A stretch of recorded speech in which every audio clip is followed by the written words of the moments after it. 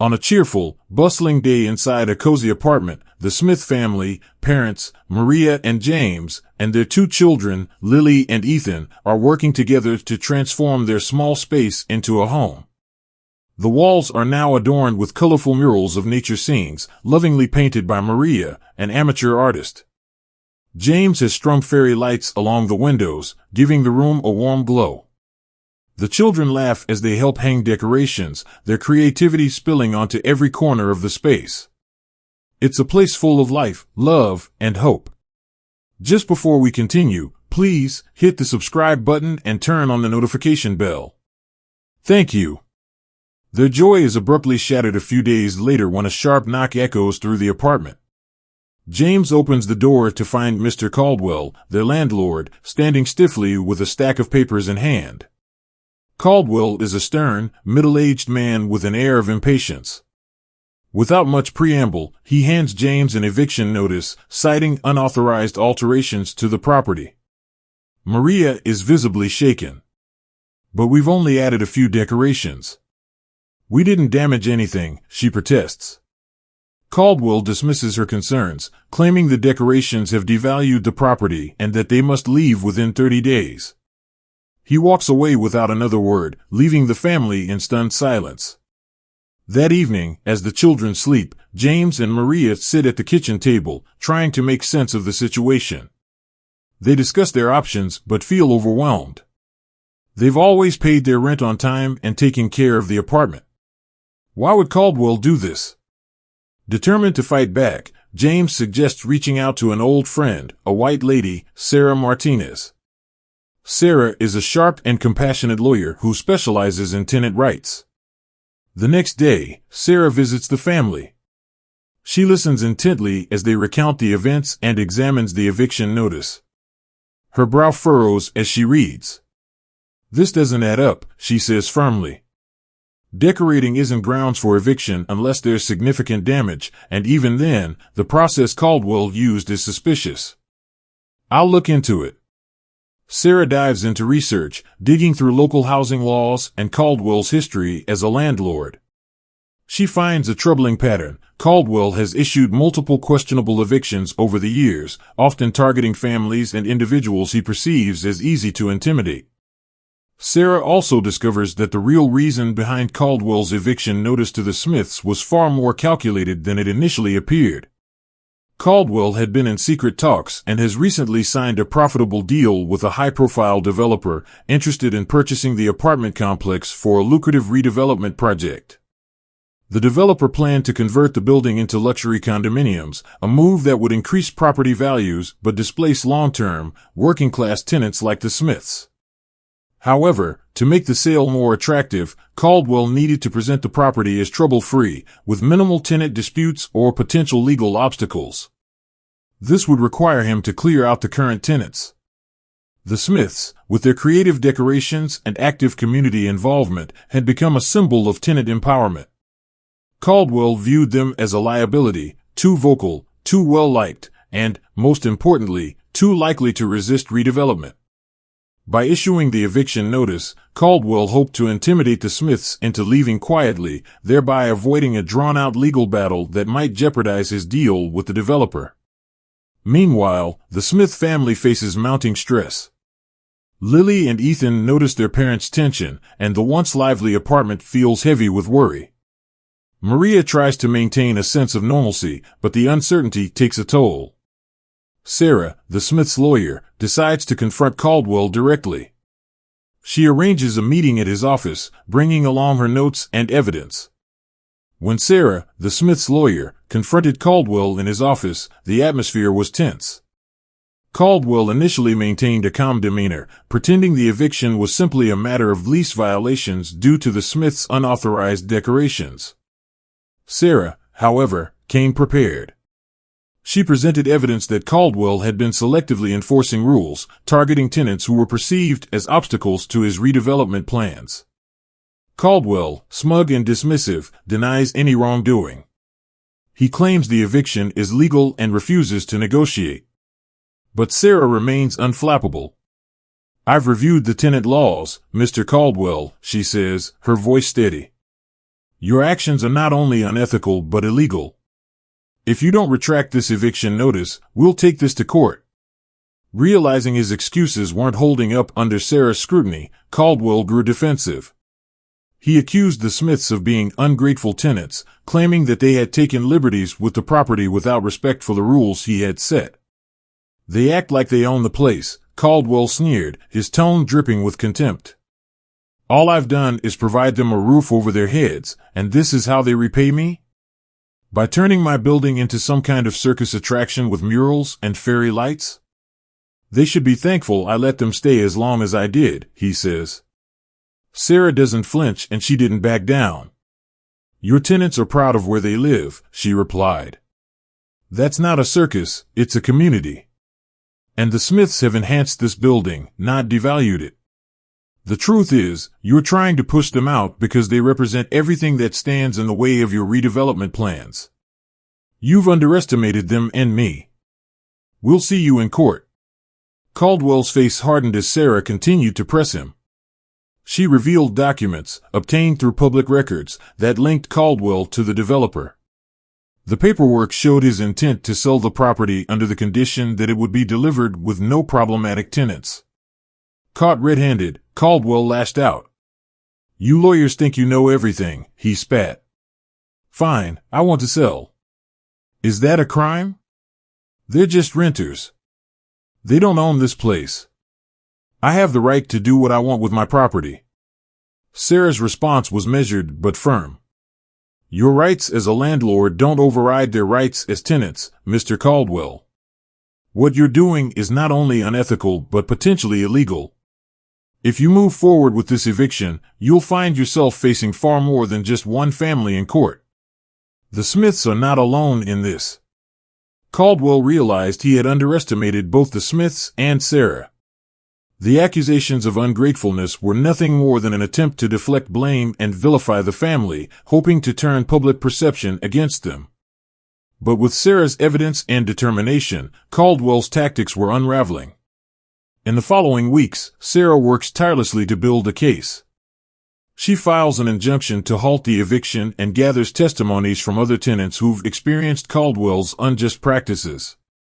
She even uncovers emails between Caldwell and the developer, proving his ulterior motives. The case garners media attention, and reporters start showing up at the building. Caldwell's shady dealings come to light, and public opinion quickly turns against him. The Smith family, though nervous, feels a growing sense of hope as they see the community rally around them. In court, Sarah presents a compelling argument. She highlights Caldwell's history of exploiting tenants and uses the developer emails and emails from the Smiths as a smoking gun. Sarah's presentation in court was a masterclass in preparation, precision, and passion. As she stood before the judge, she began by outlining a clear narrative, painting a vivid picture of Mr. Caldwell's actions and the broader implications for his tenants. Her tone was confident but respectful, and every word carried weight. She opened by introducing the Smiths' contributions to the apartment community, using photographs and testimonials from neighbors to showcase how their decorations had transformed the building into a welcoming, vibrant space. Sarah made sure to emphasize that these changes were not only aesthetic but also functional, creating a safer and more connected environment for all tenants. The photos of the murals, garden boxes, and community seating areas stood in stark contrast to Caldwell's claims that they had devalued the property. Next, Sarah methodically dismantled Caldwell's justification for the eviction.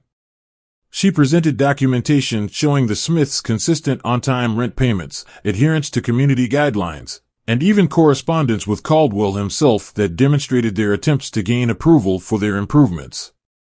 This correspondence included polite emails from the Smiths requesting feedback on their decorations, emails Caldwell had ignored or dismissed with curt replies.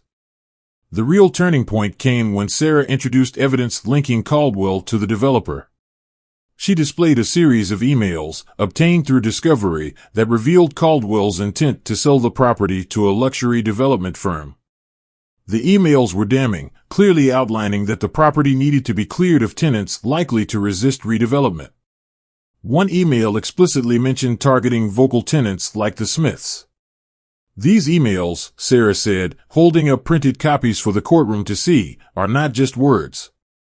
They're evidence of a calculated effort to strip these tenants of their rights under the guise of a baseless eviction. Mr. Caldwell is not evicting the Smiths for lease violations, he's evicting them because they stand in the way of his profit. As Sarah spoke, her voice carried conviction. She cited local tenant protection laws, arguing that Caldwell's actions were not only unethical but also illegal. She referenced cases where landlords had been penalized for similar behavior, bolstering her argument that the court should rule in the Smiths' favor.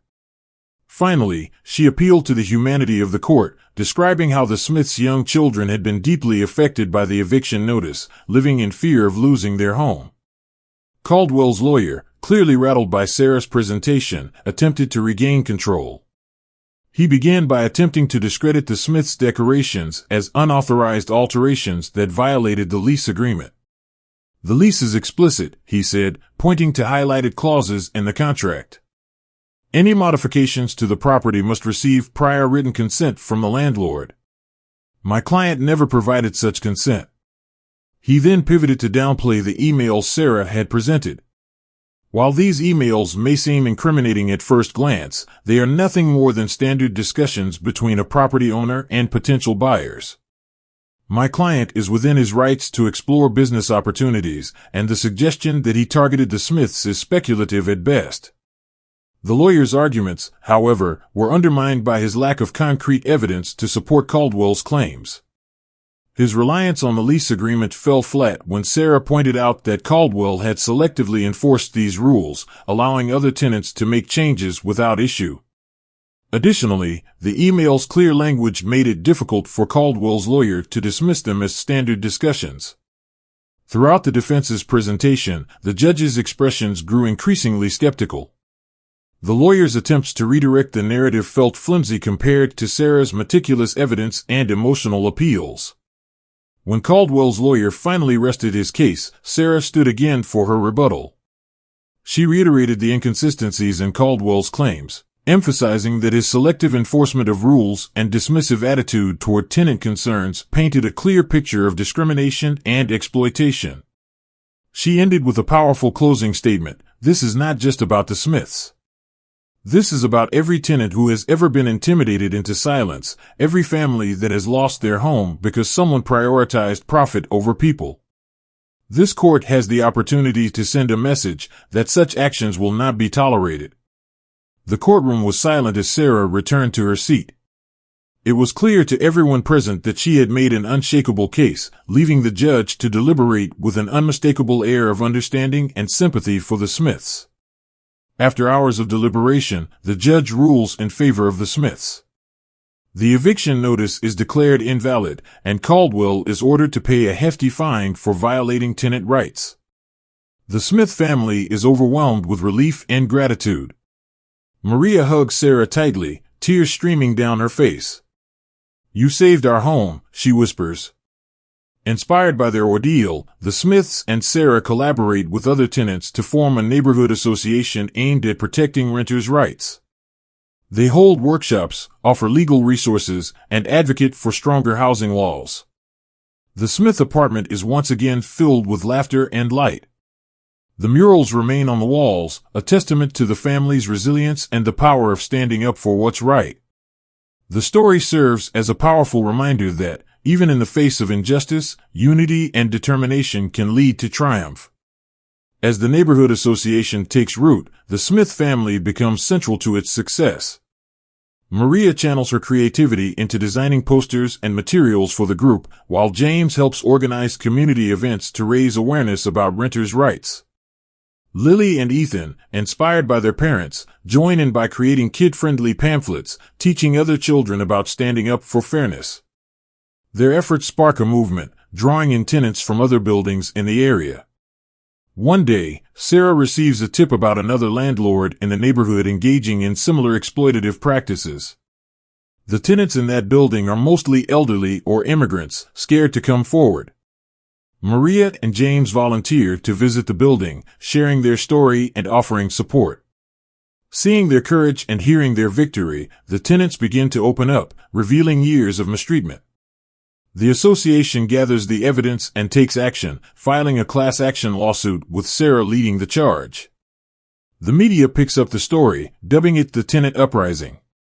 News outlets highlight the bravery of families like the Smiths, who refuse to let injustice go unchecked.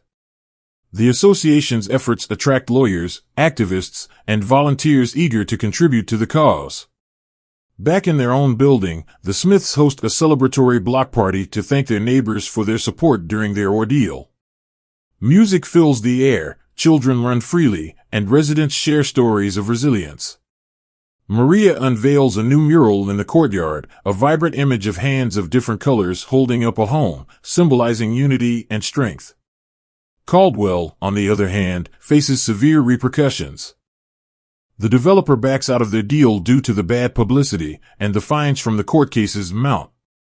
He eventually sells the building to a nonprofit housing group that works to preserve affordable housing in the community. It's a bitter pill for him, but a victory for the tenants. And as much as there are bad landlords out there, there are also records of troublesome tenants who make life so difficult for their landlords. However, in this case, the Smiths family had not gone against any of their tenancy agreements, and it isn't just about them, it's about everyone who's ever felt powerless against people who take advantage of others. The Smiths found their voice through their lawyer, Sarah, who fought tirelessly to give them victory. Thank you for watching. Please like, share, and subscribe to Home of Stories TV. And do not forget to turn on the notification bell for more inspiring videos. Drop your comments below, let us know your thoughts.